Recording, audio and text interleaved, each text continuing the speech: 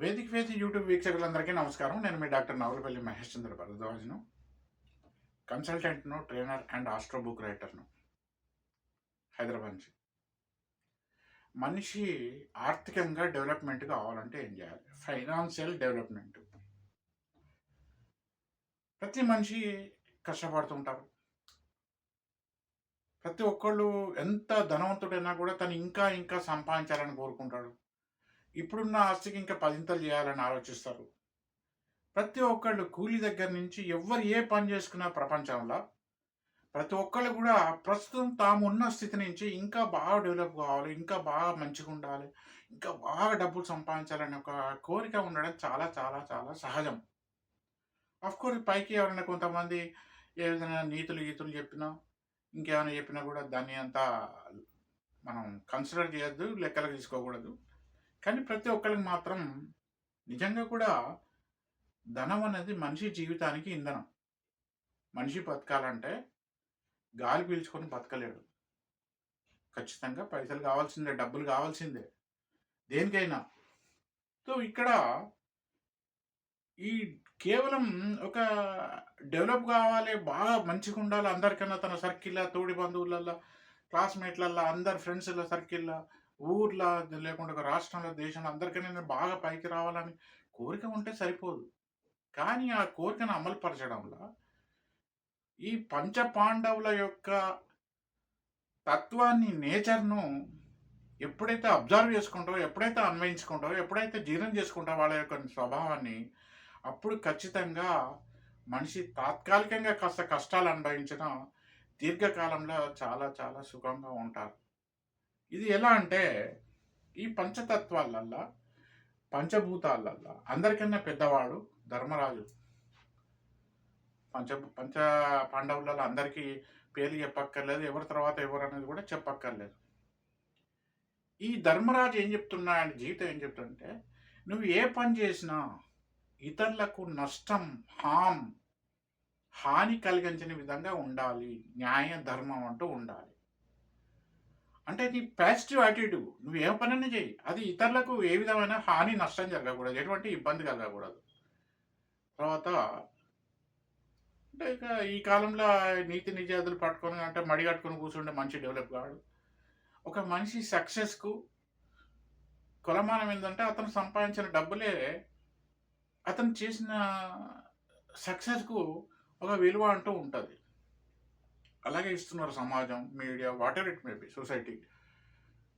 ఏ విధంగా సంపాదించడం అవసరం లేదు. ఎంత సంపాదించడం అనేది చాలా ముఖ్యమై కూర్చున్నది. అయితే ఇక్కడ చెప్పేదేందంటే, ఒక పెద్ద తుఫాన్ వచ్చినప్పుడు పెద్ద వృక్షం పడిపోతది గానీ చిన్న చిన్న మొక్కలు, చిన్న చిన్న చెట్లు కూలిపోవు. అంటే ఈ ఇతరులను మోసం చేసి, ఇతరుల యొక్క ఆస్తిపాస్తులు గానీ, ఏ విధంగా గానీ ఏదైనా విధంగా సంపాదించేస్తే తాత్కాలికంగా వాళ్ళకు మేలు చేస్తుంది. వాళ్ళు నిజంగా సంపాదిస్తారు. కానీ ఎవరైతే బాధలు పడ్డారో వాళ్ళ యొక్క ఉసురు వీళ్ళ కుటుంబానికి పుడతది. అజీర్ణం కాదు. అలాగే నెక్స్ట్ రెండోవాడు భీముడు చెప్తాడు. భీముడు ఏంటంటే మహా బలవంతుడని మనకు అందరం తెలుసు. చిన్నప్పటి నుంచి చదువుకుంటున్నాం. సినిమాలో కూడా అలాగే చూపిస్తారు. భీముడు పుట్టినప్పుడు పులి గర్జనకు కుంతి ఆయన వదిలిపెడితే బండ మీద పడితే బండ వలిగిపోయిందని కూడా మనం చదువుకున్నాం. అంటే ఇక్కడ అర్థం ఏంటంటే భీముడి సంగతి ఏంటంటే మనిషి ఆరోగ్యం. నువ్వు ఏ పని చేయాలన్నా కూడా నీకు శారీరకమైన ఒక విధమైన ఆరోగ్యం అనేది కంపల్సరీ అవసరం. ఎక్కడికైనా ఇంటి నుంచి ఓ రూమ్ నుంచి ఇంకో రూమ్‌కో లేకుంటే నువ్వు కూర్చున్న చోటు నుంచి ఇంకెక్కడికైనా పో కాదు. అంటే మనిషికి శరీరం అనేది, ఆరోగ్యం అనేది చాలా చాలా ఇంపార్టెంట్. ఇది ఎలా వస్తది? వేకువజామున నిద్ర చేసి, ఈ యోగాలు, ఆసనాలు, ఈ ముద్రలు వీటి ద్వారా నీకు ఆరోగ్యం వస్తది.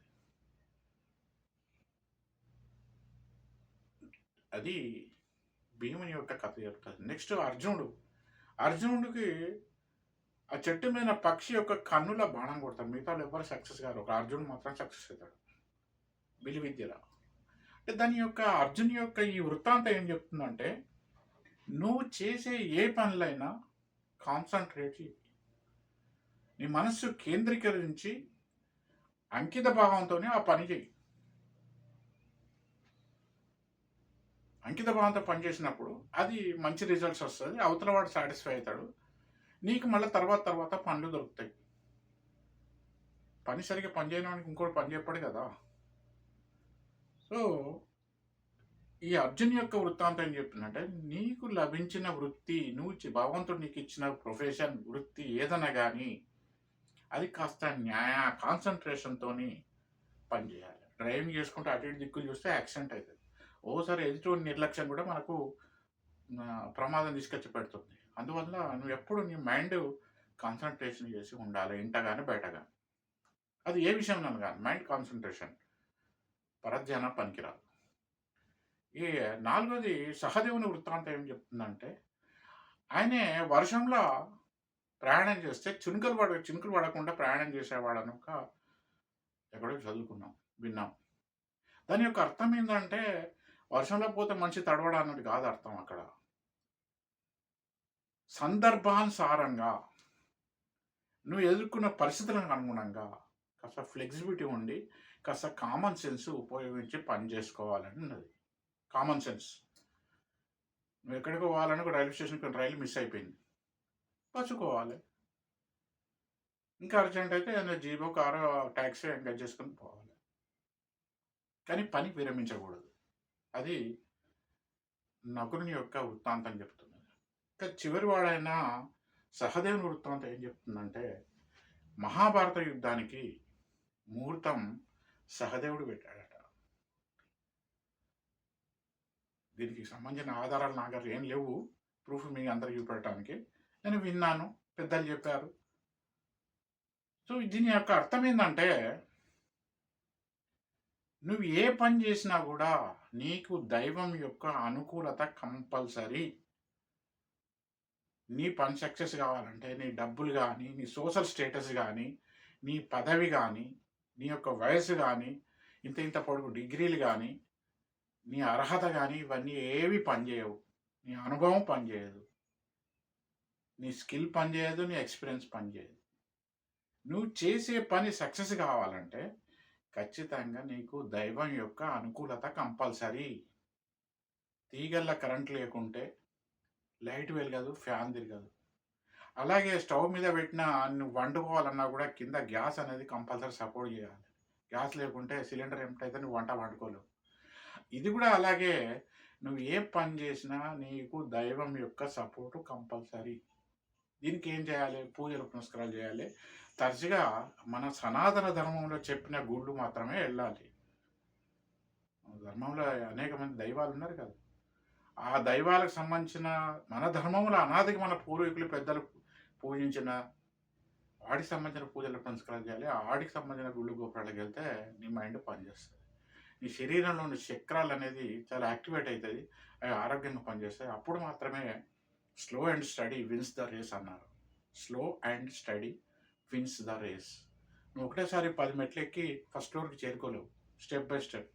అలాగే ఇలాగంటే ఈ పంచతత్వాలను, పంచపాండవుల యొక్క నేచర్‌ని నువ్వు అబ్జర్వ్ చేసుకొని, ఆ విధంగా నువ్వు పనులు చేసుకుంటూ పోతుంటే, ఖచ్చితంగా అది నీ లైఫ్ స్థిరంగా ఉంటది. నీ వారసులకు, నీ వంశానికి అందరికీ చాలా మంచిగుంటది. నీ చనిపోయిన పితృదేవతలు కూడా మెచ్చి ఆశీర్వదిస్తారు. పుణ్యం, పురుషార్థం 2 దక్కుతాయి. అందు గురించి పెద్ద పెద్ద జంగలేసుకొని ఒకటేసారి మెట్లెక్క ప్రయత్నం మాత్రం చెయ్యొద్దు. మందిని ముంచే మోసం చేయకూడదు. ఇతరులు ఏ విధంగా చేసి బాగా సంపాదించుకోవాలనే ఆలోచన పనికిరాదు. స్టెప్ బై స్టెప్ మన పళ్ళెంలో పెట్టుకున్న మొత్తం అన్నము, ఆహారం, వాటర్ మొత్తం ఒకటేసారి నోట్లో బుక్క పెట్టుకోలేం. ఒక్కొక్క బుక్క తింటాం. ఇది కూడా గంతే. జీవితంలో ఖచ్చితంగా ఈ ఐదుగురి పంచపాండవుల యొక్క తత్వాన్ని, నేచర్‌ని అబ్జర్వ్ చేసుకొని ఆ విధంగా ప్రవర్తిస్తే మనిషి ఖచ్చితంగా సక్సెస్ అవుతాడు. వాళ్ళ కుటుంబం మంచిగా సక్సెస్ అవుతారు. ఉంటాను. నమస్కారం. నాకు తెలిసిన, నేను గ్రహించిన విషయాన్ని మీకు చెప్పాను. నా అభిప్రాయం నచ్చిన వాళ్ళు దయచేసి నా వీడియోకి లైక్ చేసి, షేర్లు చేసి, ఇంతవరకు నా వేదిక వేసి యూట్యూబ్ ఛానల్ సబ్స్క్రైబ్ కాకుండా సబ్స్క్రైబ్ చేయండి. ఇతరులతో కూడా చేయించండి. ఉంటాను. నమస్కారం. శుభాకాంక్షలు.